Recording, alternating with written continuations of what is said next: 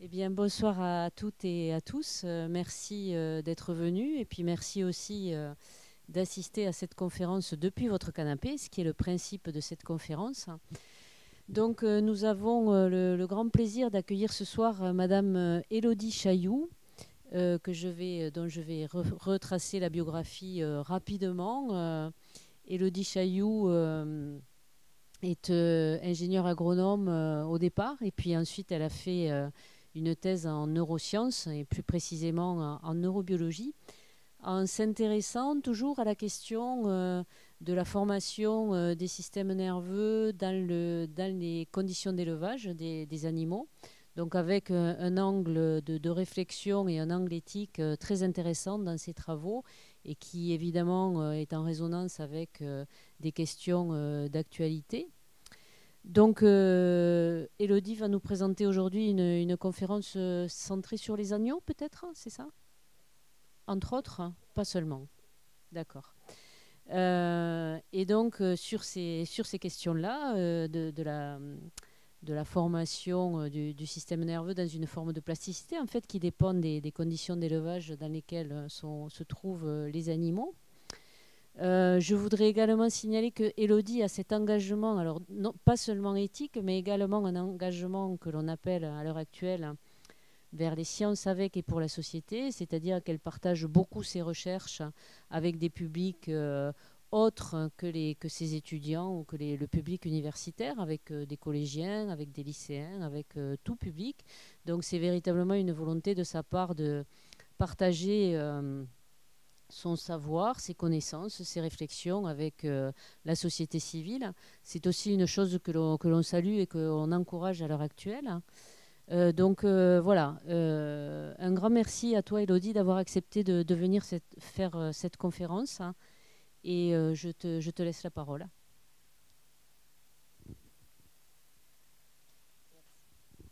Merci beaucoup. Donc, je suis très heureuse de participer à ce dispositif des conférences canapé. Je remercie Stéphane pour l'invitation et sa patience par rapport à nos échanges, pour donner les infos à temps, les photos, voilà. Et donc, merci à Nadine pour pouvoir faire cette conférence ici à Tours. Donc, je vais vous parler de cerveau et comportement animal. Je suis chercheur à INRAE.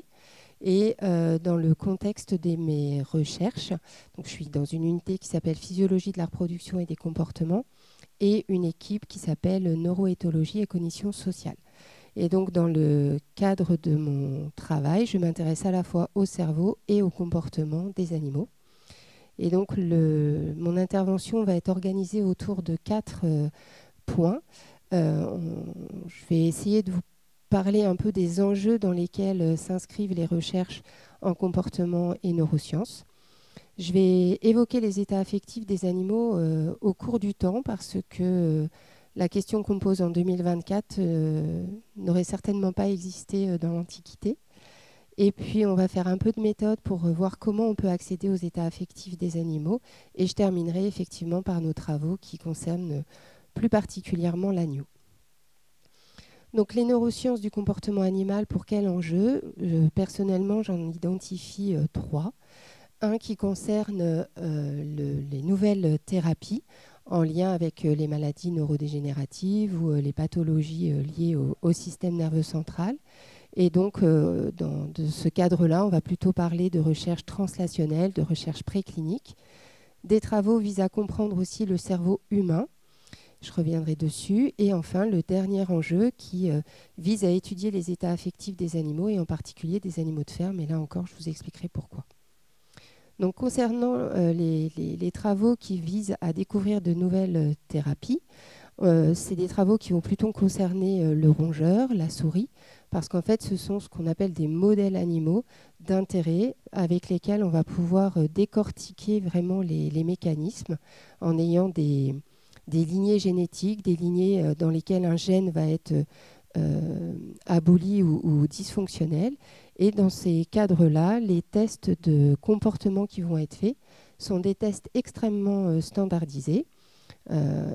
Chacun de ces dispositifs permet d'accéder à une compétence, si on peut dire. Donc ici, par exemple, des tests de rencontres sociales ou d'open field. Et chacun de ces tests va pouvoir rendre compte d'un état émotionnel ou d'un état dit pathologique. Le deuxième enjeu donc, qui concerne le cerveau humain, l'humain a des spécificités en termes de conscience, en termes de compétences, et son cerveau est très singulier. Et l'idée est de le comparer aux espèces qui sont les plus proches de lui, à savoir les primates non humains. Et là, l'illustration que j'ai empruntée à une publication de Tremblay, montre ce qui se passe dans l'encéphale, dans le cerveau, lorsque l'individu doit faire un choix. Donc ici, l'humain doit choisir entre deux stands de nourriture, quelles sont les informations qu'il va utiliser, et ici, les structures qu'il mobilise au niveau de son encéphale. Eh bien, cette question, si on la transpose à un primate non humain, on va la poser en termes social, par exemple, et on va lui demander s'il préfère un individu seul qui peut représenter une menace, ou un mâle, par exemple, ou un binôme constitué d'une mère et de son petit. Donc voilà, là, l'animal va utiliser des indices et un certain nombre de ces structures au niveau cérébral sont semblables, ou en tout cas ressemblent fortement à ce qui est observé chez l'être humain. Donc voilà des approches de biologie comparée qui cherchent à comprendre les spécificités du cerveau humain. Et donc le dernier enjeu qui concerne les états affectifs des animaux. Dans mon intervention, je définis les états affectifs comme un terme générique qui désigne à la fois les émotions. Donc les émotions, on est vraiment dans le court terme. Un événement, j'interprète cet événement, j'exprime et je ressens une émotion. Et intègre aussi, englobe les humeurs. Alors c'est une traduction un peu toujours problématique de l'anglais vers le français, du mood. Là, on va plutôt être dans le moyen terme. Et donc, l'émotion, elle va être déclenchée par un événement, un objet, un souvenir. Elle va être très courte et extrêmement intense, alors que l'humeur va plutôt être dans du long ou moyen terme. Elle n'est pas spécifique à un événement, elle est un petit peu présente en continu et elle est de moins forte intensité. Donc, parmi les états affectifs qui peuvent être étudiés, il y a tout ce qui relève de l'attachement. Donc ici, c'est une illustration empruntée à une revue qui est accessible et qui est en français, dans laquelle sont rassemblés presque 30 ans de recherche menées notamment par Raymond Novak et Frédéric Lévy. Et en fait, cette illustration un peu complexe montre combien tout ce qui se passe au moment de la mise en place de l'attachement entre la mère et son petit est multiple, complexe et fait l'objet d'une magnifique orchestration. Donc chaque individu va apprendre les informations sensorielles de son partenaire. Donc la mère apprend le petit notamment par l'odeur et le petit apprend la mère et un mode de communication va se mettre en place en même temps que se passent des phénomènes endocriniens avec des libérations hormonales et des mobilisations au niveau central. Donc voilà un petit peu les enjeux auxquels on peut répondre. Mais ce qu'il faut retenir, c'est que ces trois enjeux vont viser à étudier et le comportement et les structures cérébrales en même temps. Et ça sous-entend que les animaux ont des états affectifs. Et ça, c'était pas forcément gagné. Alors on n'est pas très très nombreux, donc ça va être un peu rapide. En tout cas en ligne, il y a du monde peut-être, mais en présentiel. Mais là, j'avais prévu de vous interroger et de vous demander de répondre à la question, d'après vous, est-ce que les animaux expriment des émotions? Donc je ne donne pas beaucoup de choix, c'est oui ou non. Donc si vous pensez que oui, je veux bien que vous leviez la main à l'unanimité. Bon, je vous aurais posé cette question en moins 500 avant l'an 0. Je pense que vous m'auriez sorti de la salle à coup de pied au derrière. Parce qu'en fait, ce n'était pas du tout envisageable de penser que les animaux pouvaient exprimer des émotions. Donc, en temps normal, quand je fais ça avec les étudiants ou le jeune public, je leur demande d'argumenter. Là, je ne vais pas vous faire cette cet affront, mais on pourra en discuter après. Là, je vous illustre des expressions émotionnelles, en tout cas c'est comme ça qu'on les interprète, dans deux situations. De ce côté, une rencontre entre une brebis et un agneau, et à droite, des brebis mises en présence d'un chien de berger. Et on voit deux réactions très différentes. En haut, la mère, en tout cas la brebis, présente des agressions, des comportements agonistiques à l'égard du petit, de l'agneau. Alors qu'en bas, vous voyez que la mère le laisse accéder à la mamelle et on imagine qu'elle va lui prodiguer quelques soins avec des léchages. En haut, on va considérer qu'il y a une valence émotionnelle négative, et pour la mère et pour le petit, puisque la mère est agressive, on va assimiler ça à une forme de colère. En bas, on a plutôt des soins positifs qui témoignent d'un état affectif en lien avec l'attachement. À droite, en haut, vous avez donc des brebis qui semblent fuir face au chien, donc on va assimiler ça à de la peur. Et en bas, on a une brebis qui présente plutôt des signes d'attaque, d'agressivité. Et donc, on a encore là une expression émotionnelle que l'on va interpréter comme plutôt une attaque, une colère aussi. À l'arrière, les brebis expriment autre chose. Donc là encore, une même situation, des individus différents. On ne va pas avoir les mêmes effets d'une même situation. Et donc, pour tout vous dire, en haut, la mère est face à un agneau qui n'est pas le sien. Et la brebis est sélective, elle agresse les petits qui ne sont pas les siens. En bas, c'est bien la mère qui retrouve son agneau. La deuxième question que je pose, c'est est-ce que les animaux ressentent des émotions? Donc, quand je pose cette question-là, souvent je vois des grands yeux et des « oh là là, ok, exprimer, ressentir, ça ne veut pas dire la même chose ». Bon, alors c'est quoi la différence entre exprimer et ressentir? En fait, exprimer, l'observateur va le voir. Le ressenti, on va l'imaginer, l'inférer.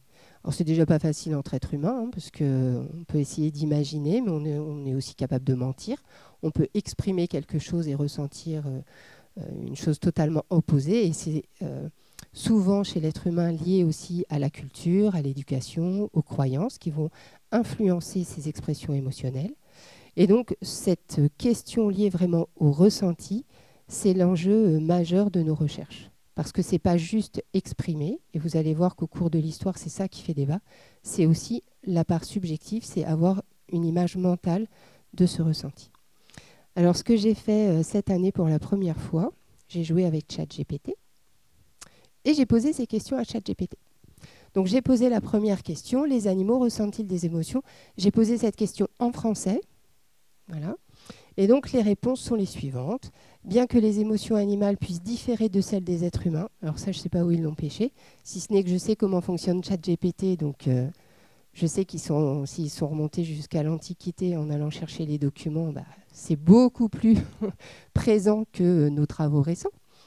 Et donc, termes de complexité, compréhension, mais attention, la caution scientifique est là. De nombreuses études scientifiques ont montré que de nombreux animaux éprouvent des émotions. Donc là, les émotions sont citées. Et chose à laquelle je tiens particulièrement, et on pourra en reparler, effectivement, pour accéder aux émotions, pour pouvoir les comprendre, les étudier, on va le faire au travers du comportement, des réactions physiologiques et des approches qui relèvent du système nerveux central. On va vraiment développer des approches pluridisciplinaires pour cerner au plus près les états affectifs. Et donc, c'est ce dernier point qui est aussi majeur, puisque de plus en plus sont recherchés des acteurs du système nerveux central au travers du règne animal. Et quand on trouve ces acteurs, eh bien, l'hypothèse qui ressort, c'est si les acteurs sont là, la fonction peut être là. Et en fait, ça va très loin parce qu'aujourd'hui, chez les insectes, on va retrouver des gènes de molécules impliquées dans les phénomènes de douleur. Donc, si on les retrouve, probablement que les insectes peuvent avoir, vous voyez que je fais attention, je ne dis pas exprime, ressentir, de la douleur. Et donc, cette approche-là est vraiment de plus en plus présente dans les recherches. La deuxième question, mais cette fois, je l'ai posée en anglais, et j'ai traduit ensuite, toujours avec ChatGPT. Et la question, vous pourrez vous amuser à le faire, posée en français ne donne pas la même réponse que la question posée en anglais. J'aime bien ça. Enfin, je trouve que ça montre un peu le fonctionnement du dispositif. On retrouve la même chose, preuve scientifique qui suggère que de nombreux animaux de ferme ressentent des émotions, la peur, la joie, tristesse, stress. Des exemples sont donnés. Donc effectivement, la peur, je vous l'ai montré par rapport à la menace, au danger, la présence des êtres humains, d'un prédateur.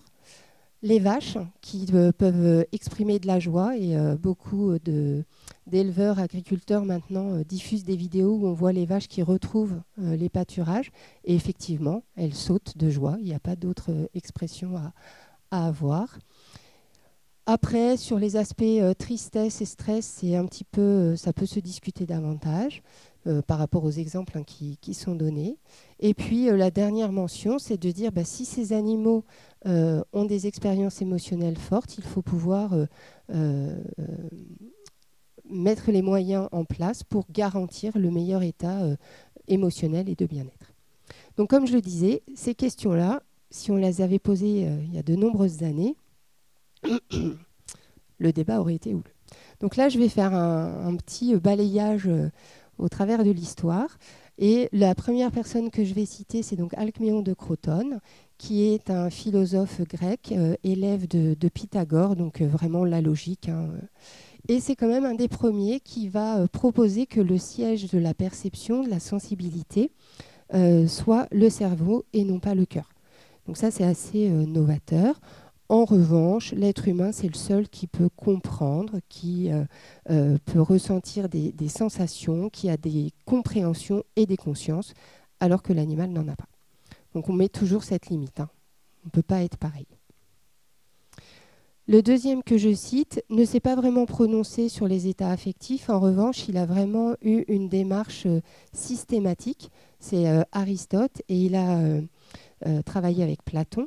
Il est présenté un peu comme un naturaliste et en fait c'est sa méthode de classification qui est notable au travers de tous les ouvrages qu'il a pu écrire et à noter par exemple l'histoire des animaux ou les parties des animaux qui sont un peu le début de la biologie comparée et c'est assez novateur en fait pour le citer.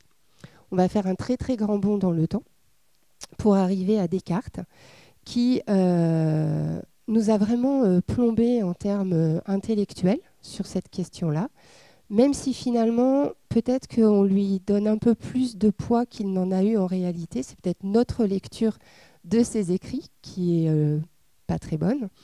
Et donc, son discours de la méthode, qui est publié en 1637, a toute une partie qui concerne l'homme-machine qu'il applique à l'animal-machine.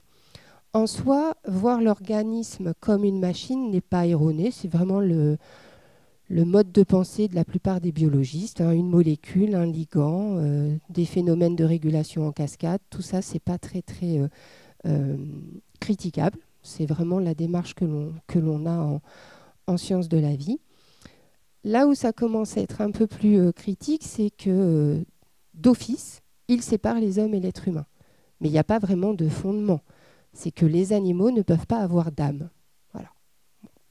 Et sa démarche est de dire que si on prend un corps d'animal sur lequel on met une tête humaine, on va tout de suite voir que ça ne marche pas, parce que, ou le contraire, je ne sais plus, parce qu'en fait, l'esprit de l'animal n'existe pas. Donc il ne peut pas contrôler le corps.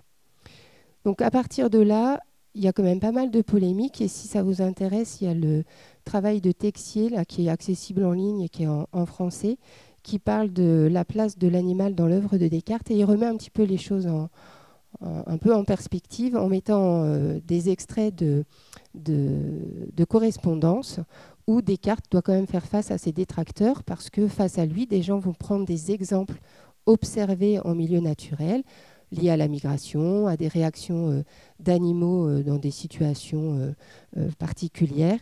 Et il va reconnaître qu'il existe une sensibilité chez les animaux, mais qui n'est pas la même que celle de l'homme. Et en fait, c'est un de ses adeptes, Milbranche, je crois, qui lui va pousser à l'extrême cette vision en étant maltraitant finalement avec les animaux. Et malgré cette vision proposé en France, en tout cas, sur le fait que les animaux n'aient pas d'émotions, n'aient pas d'états mentaux. J'avais envie de vous montrer un tableau que j'ai découvert il n'y a pas très longtemps d'Antoine Coipel, qui est exposé au musée des Beaux-Arts à Tours. Et en fait, c'est un peintre qui était de l'école de Lebrun, qui a poussé vraiment, c'était la volonté de pousser les expressions émotionnelles. Il a rédigé les expressions des passions de l'âme, et c'est une multitude de portraits. Ça pourrait presque être ce que Darwin a fait, j'en parle après. Et dans ce tableau, les adieux d'Hector et d'Andromaque, on ne voit pas très bien, il faut aller le voir parce que c'est une toile immense. Les chevaux et le chien ont des expressions de tristesse extrême avec des larmes pour les chevaux. Donc bien que la science, la philosophie essaie d'imposer une certaine vision, eh bien l'art en propose une autre. Je cite aussi Jérémy Bentham. Alors, ce monsieur est anglais et philosophe et avec de grandes compétences en droit. Et quand on s'amuse à regarder un peu les personnes qui ont marqué les causes animales, il est cité quasi en premier. Pourtant, il n'a pas vraiment écrit sur le thème. C'est juste que dans l'ouvrage que je cite ici, il a fait une note de bas de page. Donc, comme quoi les notes de bas de page peuvent être très, très importantes et avoir des conséquences énormes. Et dans cette note de bas de page, il pose la question, enfin, il fait la remarque, la question n'est pas de savoir si les animaux peuvent raisonner, ni s'ils peuvent parler, mais s'ils peuvent souffrir. Et donc, à partir du moment où on reconnaît que les animaux, j'arrête de taper là-dessus, peuvent souffrir, eh bien, on se doit d'en prendre soin et d'empêcher cette souffrance. Donc là, maintenant, on revient au côté français. Et là, je vais être un peu peut-être rébarbative sur des aspects plus législatifs, mais qui ont leur importance. Donc je cite Gramont, en plus, il est célèbre à Tours. C'était un officier de cavalerie qui a participé à la colonisation en Afrique et qui était extrêmement proche en fait, des chevaux, et qui souffrait de voir la manière dont les cochers les maltraitaient. Et donc, il est à l'origine de la première loi qui interdit la maltraitance des animaux. Et il a fondé aussi la Ligue française pour la protection du cheval. Et il a été président de la SPA, qui a été créée sur la même période par Dumont de Montreuil et Parisis, qui eux étaient des médecins. Donc, je vous citais tout à l'heure les expressions faciales de Lebrun dans la peinture. On peut faire le parallèle avec ces expressions avec le travail de Charles Darwin, qui est surtout connu pour les origines des espèces, sa théorie de l'évolution. Mais dans notre discipline, en fait, il a un autre intérêt, c'est qu'il a aussi écrit sur les expressions des émotions chez l'homme et les animaux. Et lui montre un continuum dans les expressions faciales des animaux, qu'il s'agisse du dégoût, de la colère, de la peur. Et donc cette manière de présenter les émotions, de poser cette hypothèse de continuum, a été testée plus récemment dans des cadres très expérimentaux pour montrer qu'il existait cette continuité, au moins au sein des primates. Là, on a plusieurs événements qui se passent en Europe, donc avec un acte du Parlement qui impose des règles par rapport à l'expérimentation animale. Là, on n'est plus dans la question des états affectifs, on est vraiment, on ne veut pas maltraiter les animaux. Et il y a aussi un décret allemand qui vise plutôt l'expérimentation en ne l'autorisant que pour des nécessités scientifiques et médicales. Et je vous présente Fanny Bernard, épouse de Claude Bernard, célèbre expérimentateur qui était convaincu que le seul moyen d'étudier la physiologie était de pratiquer la vivisection. Et donc son épouse était outrée par ces méthodes et elle a créé la Ligue contre la vivisection qui avait été notamment présidée par Victor Hugo.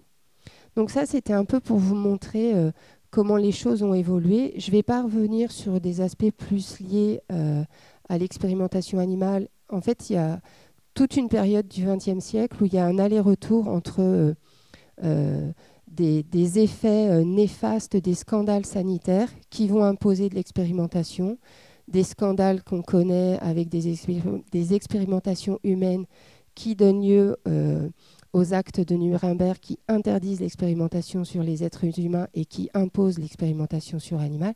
Et on va avoir un va-et-vient comme ça jusqu'au XXIe siècle. Et ce qui est notable sur cette période, c'est le principe des 3 R qui nous anime et qui nous est imposé, mais qu'on accepte en tant qu'expérimentateur, à savoir que nous devons, lorsque l'on réalise un protocole expérimental, respecter ces 3 règles qui sont réduire, remplacer et raffiner. Quelles que soient nos expérimentations, on va soumettre un protocole à un comité d'éthique, c'est dans 2 diapos, je vous en parle. Et selon l'avis du comité d'éthique, ça remonte au ministère de l'Agriculture qui nous donne un accord, un agrément d'autorisation à expérimenter. Et donc, on se doit de montrer qu'on a fait le maximum pour diminuer le nombre d'animaux utilisés, c'est le réduire, qu'on allait essayer de remplacer, c'est-à-dire que si je peux passer, je ne sais pas moi, de la culture cellulaire, eh bien je vais passer à la culture cellulaire, je ne travaillerai pas sur les animaux, je remplace et je raffine. Si ce que je fais entraîne de la douleur, j'utilise un antidouleur. De cette manière, je raffine, je rends ma pratique moins néfaste pour l'animal. Donc ces principes ont été proposés par Birch et Russell, qui étaient des biologistes britanniques. Et en France, dans le même temps, les lois avancent avec en 1963 une loi sur l'expérimentation. Donc l'article que j'ai entouré qui dit que sera puni des peines prévues quiconque aura pratiqué des expériences ou recherches scientifiques ou expérimentales sur les animaux sans se conformer aux prescriptions qui seront fixées par décret. Donc le décret arrive quelques temps plus tard. Et L214, c'est une loi qu'il faut vraiment avoir en tête, parce que dans les années 2010, on a, et encore récemment, mis en avant l'animal est un être sensible, mais en réalité, c'était déjà inscrit dans le code rural dès 1976. Et là encore, il y avait des recommandations et des interdictions qui concernaient les animaux d'élevage, les animaux sauvages et les animaux de compagnie. Un homme qui a vraiment peut-être initié les choses qui ont suivi, c'est Hubert Curien, qui était un physicien pro-européen. Il est aussi à l'origine, je l'ai découvert, de la fête de la science. Et en 92, il émet 10 mesures. Et ces 10 mesures, en fait, vont conduire à la charte relative à l'expérimentation animale et la mise en place des comités d'éthique. Et à partir de là, en fait, il y a toute une chaîne d'événements, de lois, de nouveaux textes, et à l'échelle française et européenne, des lois qui vont être appliquées plus tardivement en France. Mais en tout cas, voilà, il y a tout un mouvement qui se passe. Et donc, si on revient aux travaux qui sont menés à INRAE, eh bien, dès les années 80-90, des premiers travaux vont arrêter de parler de stress, par exemple, pour vraiment nommer des émotions comme la peur ou parler de réactivité émotionnelle. Et notamment sur le centre de Nouzilly où je suis, une femme a été assez précurseur dans le domaine, c'est Marie-France Bouissou, qui a proposé des méthodes pour évaluer les réactions de peur chez la brebis. Et elle l'a fait aussi toujours en réflexion, en lien avec les modes d'élevage.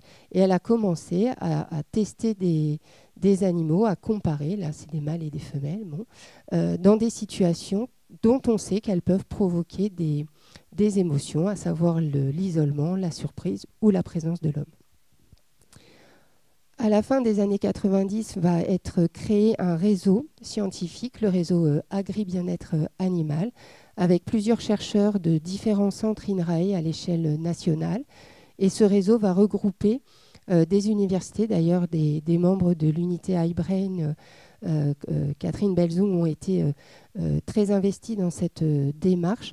Et un des points forts qui était porté par notre collègue Alain Boissy visait à démontrer que les émotions n'étaient pas que des réactions, mais qu'il y avait bien ce qu'on appelle des processus cognitifs, c'est-à-dire que l'animal percevait la situation, la traitait, et que ce traitement allait engendrer une réponse émotionnelle ou des réponses émotionnelles.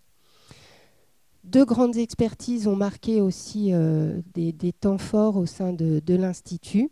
Une expertise à la fin des années 2000 sur la douleur, puis en 2017 sur la conscience animale. Et en fait, tout ce qui a été entraîné par ces différents moments, par ces différentes démarches, a participé à la nouvelle définition du bien-être animal, qui est que le bien-être d'un animal est l'état mental, ça c'est vraiment nouveau, et physique, positif, lié à la satisfaction de ses besoins physiologiques et comportementaux, ainsi que de ses attentes. Et en fait, ces attentes, elles sont biologiques. Il a besoin de manger, il a besoin de boire, physique, mais aussi psychologique. Donc le terme de psychologie animale rentre dans notre vocabulaire de manière beaucoup plus fréquente. Et chose intéressante et importante aussi, c'est que la réglementation, elle s'applique à tous les animaux.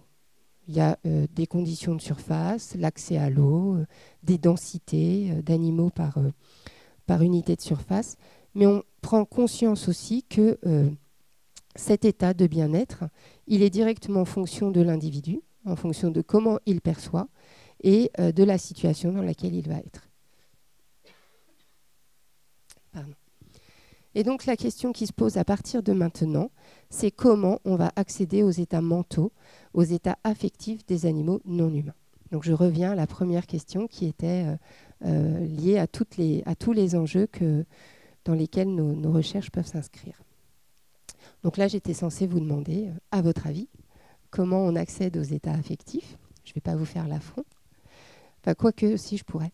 Si vous avez été attentif, j'ai évoqué déjà la multitude de phénomènes qui avaient lieu dans l'exemple de l'attachement avec les besoins d'une orchestration. Eh bien, cette orchestration, en fait, elle se fait au travers de 3 types d'évaluation. Une évaluation en termes de comportement, d'endocrinologie, les fameuses hormones, et à l'échelle neurobiologique. Donc pour le comportement, il est assez difficile de pouvoir étudier les animaux dans leur milieu de vie en continu. Alors, quand les animaux sont en bâtiment, au moment des mises bas, par exemple, en tout cas c'est la majorité des situations, on est dans un environnement assez fermé, on peut utiliser des caméras, on va pouvoir suivre les animaux. Mais quand on filme un animal pendant 1 heure et qu'on doit en extraire des données comportementales, eh bien, il faut multiplier l'heure d'enregistrement vidéo par le nombre de comportements qu'on veut étudier. Donc, c'est des démarches extrêmement chronophages. Aujourd'hui, se développent beaucoup d'outils numériques avec l'usage de capteurs, notamment, qui permettent de suivre ces comportements. Et ce qu'on fait encore très fréquemment, c'est de mettre nos animaux dans des situations très standardisées. Donc, c'est les 3 exemples que je vous donne là. Et ces situations très standardisées vous rappellent ce que je vous ai montré en début de topo avec nos rats et nos souris. Donc là, vous avez ce qu'on appelle un conflit de motivation. Soit l'animal rejoint les copains, soit de l'autre côté, il reste et il a à manger. Là, on a... il est là mon conflit de motivation. L'animal s'éloigne de plus en plus s'il veut manger, mais comme il aime rester avec ses congénères, on va avoir des types de comportements différents. Les très sociaux ne vont pas manger, peut-être à la première bassine, et les très gourmands vont accepter, et moins sociaux, vont accepter de s'éloigner de leurs congénères.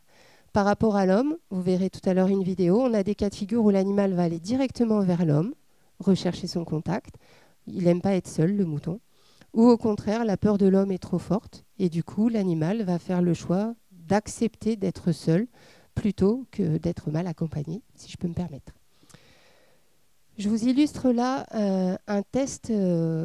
Alors ce test, on dit test de choix, préférence. Voilà, ça dépend ce qu'on veut mesurer. Mais là, en l'occurrence, vous avez un... Si j'y arrive... Voilà, pardon.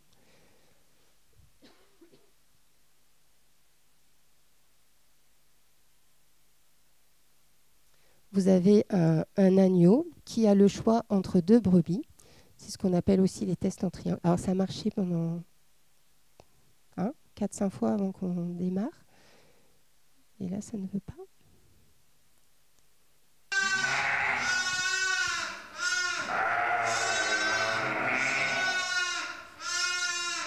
Donc là, en fait, l'agneau vocalise, ce sont des vocalisations d'appel, et il rejoint spontanément sa mère.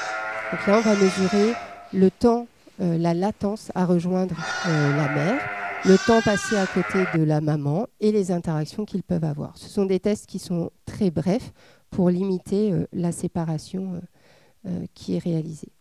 Ici, c'est un autre cas de figure avec un agneau qui est seul dans un couloir et on voit sa réaction lorsque un soigneur rentre dans l'arène. Donc il y a des vocalisations d'appel, mais aussi peut-être de détresse. Vous voyez un temps d'observation, l'animal vocalise. Donc là, ça peut être des appels de ses congénères et il finit par rejoindre l'être humain. Donc là, je n'ai pas en tête l'expérimentation qui a été faite, mais typiquement, on pourrait comparer des agneaux élevés par leur maman ou des agneaux élevés en allaitement artificiel. Probablement que ceux qui sont élevés en allaitement artificiel rejoindront l'être humain beaucoup plus rapidement que ceux qui sont élevés par leur maman, parce qu'ils font bien la distinction entre un être humain et un congénère. En ce qui concerne les mesures endocrinologiques, eh bien, il va falloir prélever des supports biologiques qui contiennent des hormones.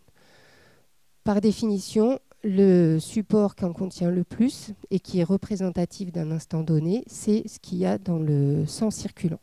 Donc on va plutôt pratiquer des prises de sang. À droite en haut, c'est un acte vétérinaire.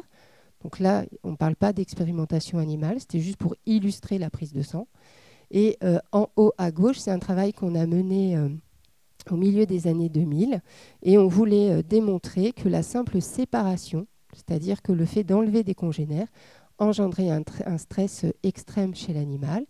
Et donc, l'animal restait seul et on prélevait du sang à partir d'un cathéter qui était posé la veille de l'expérience. Aujourd'hui, comme on veut accéder aux états affectifs, on n'a pas besoin forcément d'avoir l'instantané. Parce que là, l'animal, dès qu'on enlève ses congénères, dans les 5 minutes qui suivent, on voit une élévation d'une hormone qui s'appelle le cortisol, qui témoigne de cet effet immédiat de stress. Eh bien, je vous ai dit tout à l'heure, les états affectifs, on est un peu plus au long cours.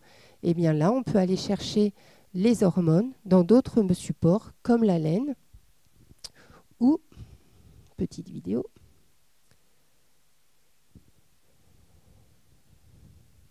donc là, il n'y a pas de son, c'est normal, dans les urines. Donc là, c'est Inès Achin qui est en thèse dans le laboratoire et qui essaie de répondre à certaines questions sur les émotions qui peuvent être engendrées par les supports biologiques de congénères, comme les urines. Et donc là, elle est dans un parc d'agneaux qui sont élevés en allaitement artificiel. Et vous voyez qu'ils sont très vite attirés par l'être humain. Et dernier type de mesures, donc les approches neurobiologiques, qui peuvent concerner le système nerveux autonome. C'est ce que vous voyez sur cette illustration. Là encore, on travaillait sur la séparation sociale. En fait, quand je suis arrivée dans l'équipe en 2004, on travaillait sur... Enfin, mon thème de recherche était la neurobiologie des émotions sociales. Et on n'avait pas du tout en tête d'aller étudier les émotions positives. On était encore sur les émotions plutôt négatives. Et la séparation sociale, c'est ce qui est le plus facile à mettre en œuvre, quoique. Et donc, c'est pour ça que là, vous voyez un agneau seul, qui n'est pas content du tout d'être séparé de son pote. Et donc, il est équipé d'une petite ceinture, hop là, ici, sous laquelle, en fait, il y a des électrodes collées, hein, comme ce qu'on a, nous, quand on passe un ECG. Et par télémétrie, il était possible de suivre l'activité cardiaque de l'animal. Donc ça, c'est des choses qui se développent aussi de plus en plus parce que les capteurs s'améliorent, parce que les traitements informatiques s'améliorent. Et on arrive enfin au cerveau, qui me passionne, et à la manière dont on peut l'étudier. Donc ça, c'est un petit peu un rappel, je pense, pour certains d'entre vous. C'est un schéma extrêmement simplifié de 2 neurones qui forment une synapse, d'astrocytes qui sont un peu les frigos des neurones. On ne le sait pas depuis si longtemps que ça, mais ils vont apporter tous les éléments nutritifs une fois que ceux-ci ont été apportés par le système vasculaire. Et donc, à partir du moment où on va avoir une activité cellulaire au niveau du cerveau, on va avoir un potentiel d'action, c'est le message électrique. On pourra avoir un message chimique, c'est ce qui est symbolisé en bleu. Et puis, le débit sanguin va augmenter, ainsi que la consommation de glucose et d'oxygène. Et c'est là où la magie de la physique, de la chimie, des biochimistes intervient, puisqu'en fait, ils vont être capables de voir dans chacun de ces phénomènes des outils derrière pour pouvoir les suivre. Ça, c'est un truc que je trouve toujours assez fascinant. Donc, fastoche, les messages électriques, on fait de l'EEG, de l'électrophysiologie. Alors là, j'ai illustré des choses qui commencent à se mettre en place chez l'animal, à savoir poser des électrodes sur le crâne. Alors, nos animaux ont de la laine, donc il faudra les tondre avant. Et ça évite de passer par des méthodes plus invasives où on pouvait parfois implanter des électrodes. Pour tout ce qui est chimie, on va pouvoir faire de l'immunohistochimie. Donc dans ce cas-là, on va euthanasier l'animal, prélever son encéphale. Et là, vous voyez de magnifiques neurones du cortex singulaire d'un mouton. Et puis, tous les phénomènes de consommation d'énergie et de débit sanguin, on peut y accéder par différents types d'imagerie. Et là, j'ai juste illustré par une IRM anatomique. J'aurais pu essayer de faire du fonctionnel, mais c'était un peu plus compliqué. Et donc là, vous avez une coupe sagittale d'un cerveau de mouton avec ici le cervelet, ici l'hypophyse, qui n'est pas du système nerveux central, qui est assez énorme. Et on retrouve ici une organisation assez proche de celle qu'on pourrait voir chez un être humain, à savoir le cortex, le corps calleux, le thalamus. Et donc finalement, dans nos travaux de recherche, et je finirai avec l'exemple de nos agneaux, enfin, on va finalement nous intéresser à différents environnements. Le mode d'élevage, où on va être sur des choses beaucoup plus précises sur l'environnement physique, l'environnement social. Photopériode, nos moutons sont saisonnés. Ils ne font pas des bébés toute l'année, normalement. Et donc, on va regarder comment la saison modifie le système nerveux central et la reproduction. En parallèle de ces acteurs neurobiologiques, on va rechercher à suivre les sécrétions hormonales, c'est ce que j'ai présenté tout à l'heure, des réponses comportementales, et l'ensemble de ces données nous permettra d'accéder à la réactivité émotionnelle, aux apprentissages qui, ensemble, constituent les états mentaux.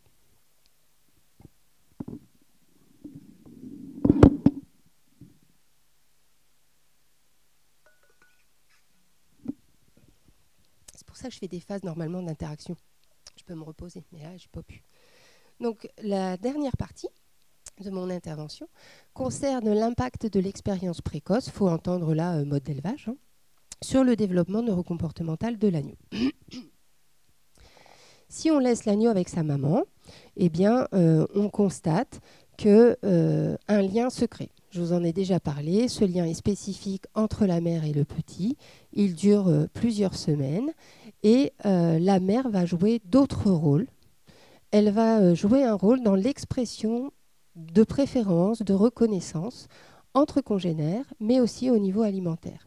Alors, la petite anecdote par rapport aux reconnaissances entre jumeaux, quand on met un agneau élevé avec sa maman et son frère ou sa sœur, dans un test de choix, donc c'est ce que je vous ai montré tout à l'heure, l'agneau avait le choix entre sa mère et une brebis inconnue.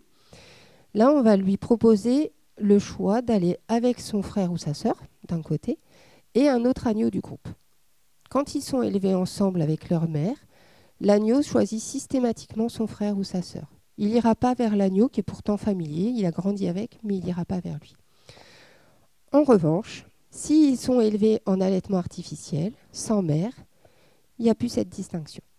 Donc, on ne va pas dire que l'agneau reconnaît spécifiquement son frère ou sa sœur, il reconnaît finalement l'agneau avec lequel il est élevé par une mère qui empêche de faire contact avec les autres agneaux. D'accord ? Si ce n'est pas clair, je pourrais expliquer. Concernant l'allaitement artificiel, il y a plein de choses qui disparaissent. D'abord, il n'y a pas ou très peu accès à ce qu'on appelle le colostrum. Ce colostrum, il va permettre l'immunité passive du petit et le protéger en termes de santé.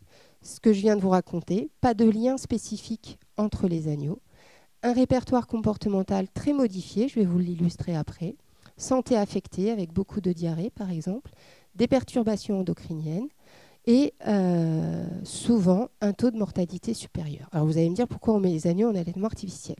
Parce que des fois les mamans, quand c'est la première fois qu'elles sont mamans, eh ben, elles ne savent pas s'occuper du petit. Donc plutôt que de laisser le petit mourir, parce que l'idée c'est quand même que les éleveurs puissent vivre de leur élevage, eh ben, on va protéger le petit en le mettant en allaitement artificiel. Des fois les mamans, elles font plus que 2 agneaux. 3, ça peut le faire, mais 4, ça devient compliqué. Donc les agneaux surnuméraires, si elle n'a pas assez de lait, on les met en allaitement artificiel, là encore, pour les sauver. Et puis, autre cas de figure, si la mère développe une infection, par exemple ce qu'on appelle une mamite, ben, on ne pourra pas laisser le petit. Donc là encore, on passe par l'allaitement artificiel.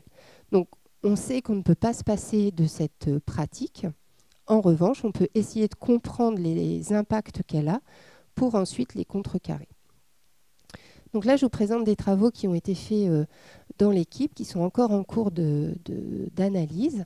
Et on a justement essayé de ne pas intervenir par des tests comportementaux qui nécessitent d'emmener l'animal, de l'habituer, de le manipuler. Là, on les a laissés dans leur environnement d'élevage et on les a observés. Alors, c'est surtout ma collègue Céline Paria avec une étudiante à l'époque qui ont fait ces observations. Et donc, elles ont regardé, noté quand les animaux étaient couchés. C'est l'image que vous avez tout en haut. Quand ils étaient endormis, donc pour ça, il faut que la tête soit posée, que les yeux soient fermés. Lorsqu'ils s'alimentaient, lorsqu'ils présentaient une activité locomotrice, d'exploration, ou lorsqu'ils se grattaient ou toilettaient. Donc toutes ces postures, toutes ces activités ont été relevées et notre hypothèse était que les agneaux en allaitement artificiel étaient moins actifs, moins stimulés parce que la mère n'est pas là. Alors qu'en allaitement maternel, la mère va réveiller le petit par moment et va entraîner des activités. Et c'est effectivement ce qu'on a trouvé, c'est-à-dire que ici, les agneaux en allaitement artificiel sont plus souvent vus couchés à 3 semaines que les agneaux élevés par leur mère. Et alors que les agneaux élevés par leur mère sont de moins en moins vus couchés, eh bien ceux qui sont sans maman passent toujours autant de temps couchés. Donc on pourrait dire, bon ben voilà, ils sont inactifs, mais on peut aussi se poser la question si ce n'est pas une certaine forme d'apathie et donc d'un état affectif plutôt négatif. Autre conséquence, donc là les réseaux sociaux ont été faits en collaboration avec notre collègue Odile Petit. Et donc ces réseaux sociaux, ils sont constitués à partir d'observations de distance. Donc chaque numéro, là, chaque petit cercle, correspond à un individu. Les liens entre les cercles témoignent des connexions. Donc l'animal 8 est connecté au 2, mais très peu au 4, par exemple, ici. Et puis la taille rend compte du nombre comptal d'interactions ou des distances. Enfin, et des distances. Et donc, on voit que le réseau social entre agneaux élevés en allaitement artificiel est beaucoup plus distribué, diffus, c'est-à-dire que tout le monde est à peu près connecté, sauf le 4, là, qui est un peu isolé. Et de ce côté, ici, en fait, il y a un individu qui est très connecté. Donc peut-être que lui aimait bien se balader pour aller voir les potes, mais en revanche, les autres, ils ne sont pas connectés avec les autres agneaux du groupe parce qu'ils sont toujours avec leur mère. Donc, fort de ces connaissances en termes de comportement, on a voulu aller voir ce qui se passait dans le cerveau. Donc, on a repris, je suis désolée, la dia est en anglais, mais c'est exactement le même principe. On a reproduit les conditions d'élevage d'agneaux élevés avec leur maman en haut et d'agneaux élevés en groupe en allaitement artificiel. On a suivi leur croissance jusqu'à l'âge de 4 mois et on a pratiqué des IRM. Donc, les animaux ont été anesthésiés et pendant cette anesthésie, on a acquis des images que vous voyez ici. Donc, on a regardé comment se passait la croissance de l'encéphale dans sa globalité. Donc là, vous retrouvez le même plan de coupe de tout à l'heure, hein, ce qu'on appelle sagittal. On a regardé le cerveau sur le côté. On retrouve ici le cervelet, là le thalamus. Là, vous le voyez en coupe frontale de face. et puis ici, vue de haut. Donc on a regardé la croissance globale, on ne voit pas d'effet majeur. On a regardé au niveau de chaque tissu. Donc là, c'est un peu plus intéressant parce qu'on voit que certains compartiments grandissent moins vite que d'autres. C'est-à-dire qu'il y a peut-être un effet en termes de maturation. Et puis après, on a regardé des structures un peu cibles. Ici, le bulbe olfactif, le noyau codé, l'hippocampe. Et pour le noyau codé, on voit que les agneaux qui sont élevés sans maman avec un lait artificiel ont une structure plus petite que ceux qui ont été élevés avec leur mère et que cet effet perdure jusqu'à l'âge de 4 mois. Quand on regarde au niveau de la matière blanche, de la substance blanche, donc c'est tout ce que vous voyez ici en blanc sur ces images, chaque petite zone rouge correspond à une zone où on a été faire des mesures bien précises. Donc ici, c'est ce qu'on appelle le corps calleux, ça fait le lien entre les deux hémisphères. Ici, c'est la substance blanche du cervelet. Et puis ici, on est sur les fibres optiques, le chiasma optique. Et donc, pour la plupart de ces zones, on voit aussi un retard de maturation de la substance blanche chez les agneaux élevés sans maman. Donc, on a bien des conséquences qui se traduisent quand l'animal est élevé avec un lait artificiel et sans maman, un retard de développement et de maturation du cerveau. On a regardé aussi les différentes glandes endocrines. Donc en bleu, ce sont les glandes thyroïdes qui sont plutôt à la base du cou. Vous retrouvez ici l'hypophyse que je vous ai montré tout à l'heure. Donc cette glande, elle est vraiment importante parce que c'est elle qui va être notamment à l'origine de la libération des glucocorticoïdes après.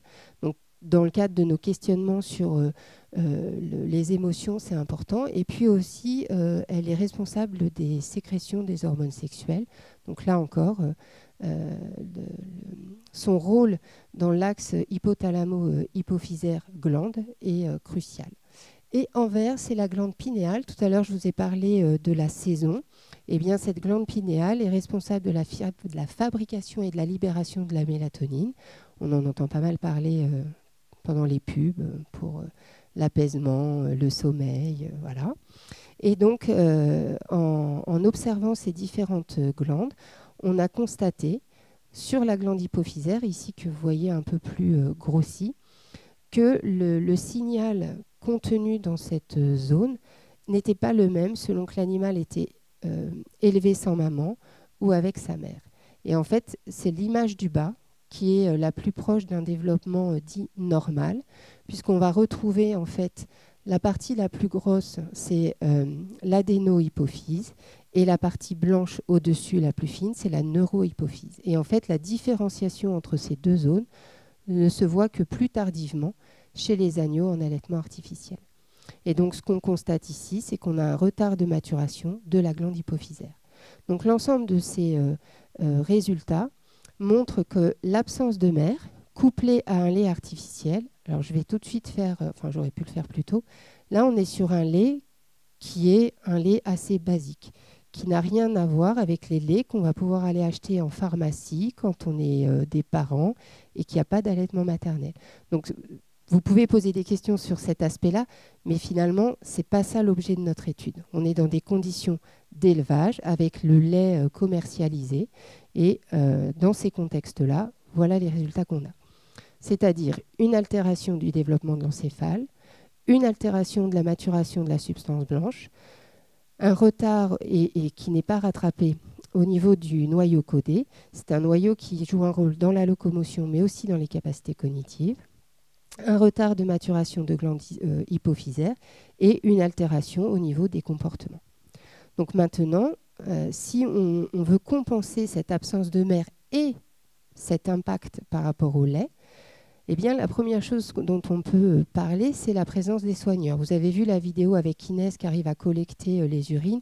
Il y a 2-3 agneaux qui lui grimpent dessus. Là, on voit bien qu'ils ont envie d'interagir avec elle. Eh bien là, je vous présente des travaux où le soigneur, donc caregiver, a prodigué des soins avec des caresses à des groupes d'agneaux. Et à d'autres moments, un autre être humain était présent, mais en dehors du parc, c'est l'humain familier. Et quand on donne le choix entre les deux à l'animal, donc c'est encore nos tests en triangle, hein, avec le petit agneau qui rejoint un côté ou l'autre, eh bien le temps mis à rejoindre le soigneur est plus court, donc il va plus vite vers son soigneur que vers un être humain familier. Il va passer plus de temps en contact avec ce soigneur et il va passer plus de temps à regarder ce soigneur. Donc, et c'est ce qu'on constate souvent, les agneaux qui sont en allaitement artificiel sans mère vont essayer d'interagir avec l'être humain. Donc sans que l'être humain remplace la maman, en tout cas, il peut compenser son absence. On a tenté d'enrichir le lait, je vous l'ai dit, ce n'est pas un lait comparable à toutes les variétés qu'on peut trouver dans le commerce pour l'être humain. Et on a tenté d'enrichir le lait avec un prébiotique. Donc ce prébiotique va surtout jouer sur les flores, notamment le microbiote. Et donc là, vous voyez l'environnement dans lequel sont nos agneaux. Les deux groupes étaient en allaitement artificiel et un groupe recevait le prébiotique et pas l'autre. Et là, je vous montre, c'est un des résultats vraiment les plus surprenants pour nous, en tout cas, concernant le réseau social, puisque ici, on retrouve un peu le schéma de tout à l'heure. Quelques agneaux qui ont beaucoup d'interactions et puis des agneaux qui n'en ont pas vraiment. Et puis, ici, un réseau qui semble beaucoup plus interactif, avec beaucoup plus de connexions entre individus. Et là, on pense que ça peut être aussi le reflet d'agneaux qui sont moins inactifs. Et c'est effectivement ce qu'on constate, ils passent moins de temps couchés. Donc on constate que les individus nourris avec un lait enrichi interagissent plus entre eux. On a aussi fait une tentative en travaillant avec un enrichissement par de la musique. En fait, on avait obtenu un soutien de la région Centre pour essayer de voir comment différents facteurs pouvaient influencer les comportements et l'un d'eux était lié au développement. Mais on voulait trouver un truc un peu original qui finalement est très très très très souvent rapporté dans les médias. Vous pouvez vous amuser. Bienfait de la musique chez les animaux. Vous pouvez acheter des DVD, vous pouvez acheter des des CD, cassettes, vous oubliez.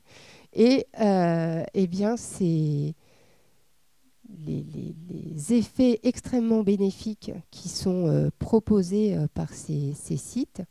Quand vous essayez d'en trouver un support, une démonstration scientifique, eh bien, vous ne la trouvez pas. En tout cas, pas chez nos animaux d'élevage. Donc, je vous invite à faire ce petit exercice pour vous rendre compte que parfois, comme une note de bas de page ou juste un résumé, peuvent faire l'objet d'une reprise médiatique extrêmement forte, alors que finalement, on n'a pas toutes les démonstrations. Donc là, on ne voit pas très très bien. C'est un assez grand parc. Et on a monté des plaques d'OSB avec des boîtes à E pour limiter en fait la propagation du son et puis le fait que le son puisse se diffuser proprement. On a ici les enceintes. Donc le parc où il n'y a pas de musique, on a fait de fausses enceintes pour que l'environnement physique soit le même. Ici, vous apercevez le distributeur de lait, on appelle ça une louve, qui est connecté ici aux petites tétines. Et donc là, vous voyez des agneaux qui ont un peu plus d'une semaine. Et c'est pour ça qu'il y a encore des lampes rouges et ils se mettent en dessous parce que c'est là qu'il fait le plus chaud. Donc j'espère que vous allez entendre. Mais normalement, oui. Si je retrouve, voilà.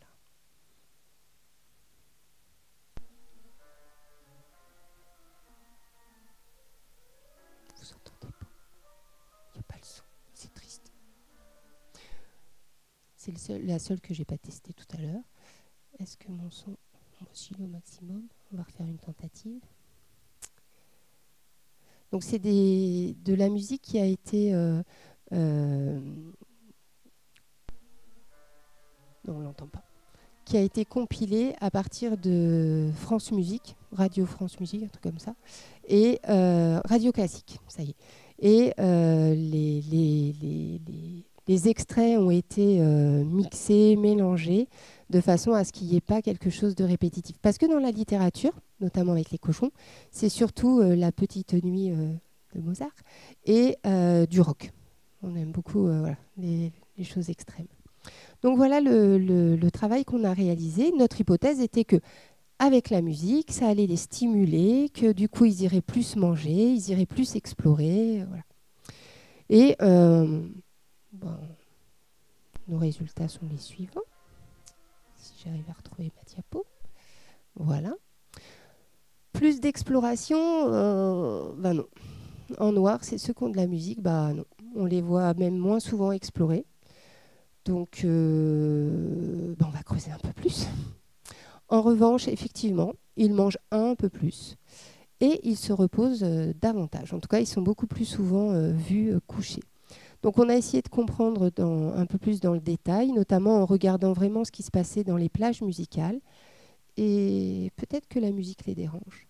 En tout cas, quand on a fait des tests de réactivité émotionnelle, donc on les a mis seuls dans un parc, et ceux qui avaient été élevés avec la musique étaient beaucoup plus stressés que ceux qui n'avaient pas eu de musique. Ça, c'est assez connu. Hein. Ceux qui ont eu un enrichissement, ils vont être beaucoup plus stressés par l'isolement.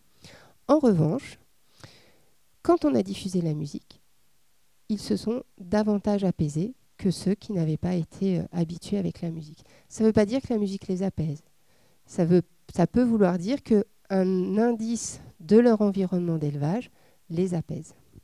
Donc on a aussi été voir ce qui se passait dans le cerveau, toujours par imagerie, par résonance magnétique. Alors je me suis permise de mettre cette petite illustration parce qu'elle est disponible, mais en anglais, dans un article qui a été publié dans un journal spécifique pour enfants. C'est-à-dire que ce sont les enfants qui ont relu notre article.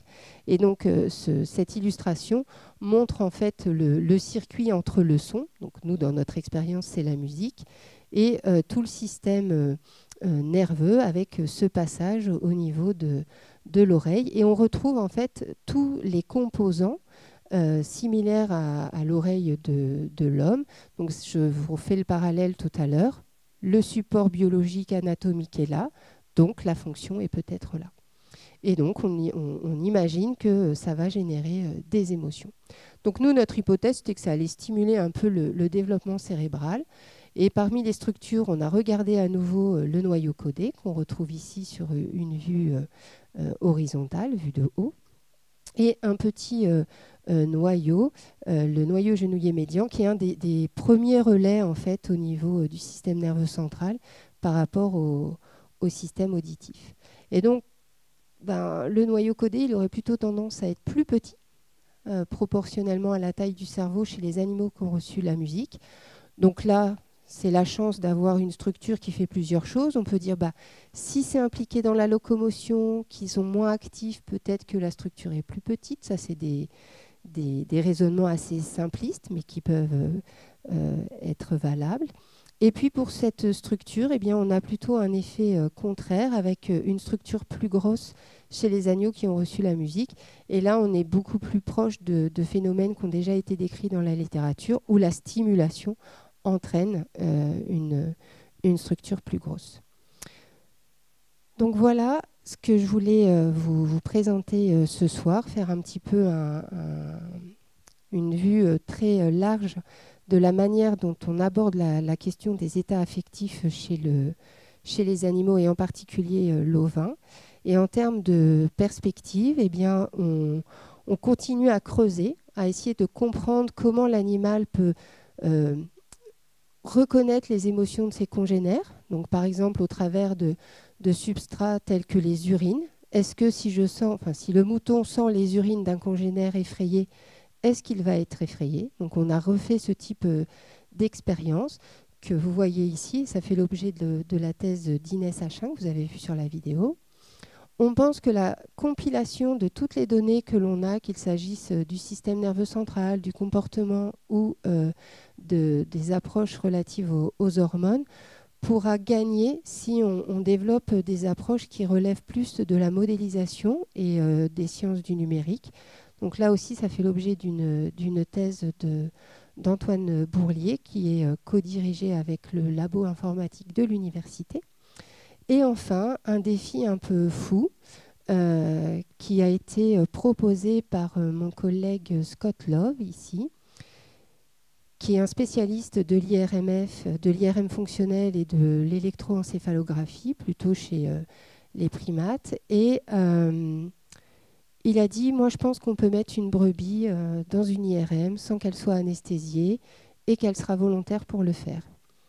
Et bien, il a réussi, avec le soutien de Camille, qu'on aperçoit ici, qui est en thèse dans l'équipe. Et donc, les premiers moutons ont passé leur IRM et donnent des résultats assez impressionnants pour comprendre le fonctionnement du système nerveux central.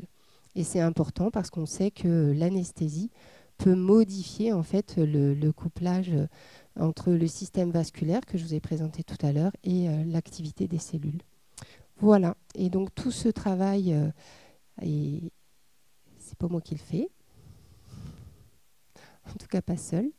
Donc évidemment, tous les membres de notre équipe unité qui interviennent. On a la chance d'avoir des partenaires, des plateformes, des locaux assez incroyables avec une plateforme d'imagerie, un labo de phénotypage endocrinien, des collaborations au niveau de l'Université de Tours et de l'INSERM, des doctorants, et puis une unité expérimentale qui nous permet de faire des travaux assez exceptionnels, sans nommer tous les stagiaires et puis les nouveaux que je n'ai pas encore cités. Voilà. Merci beaucoup.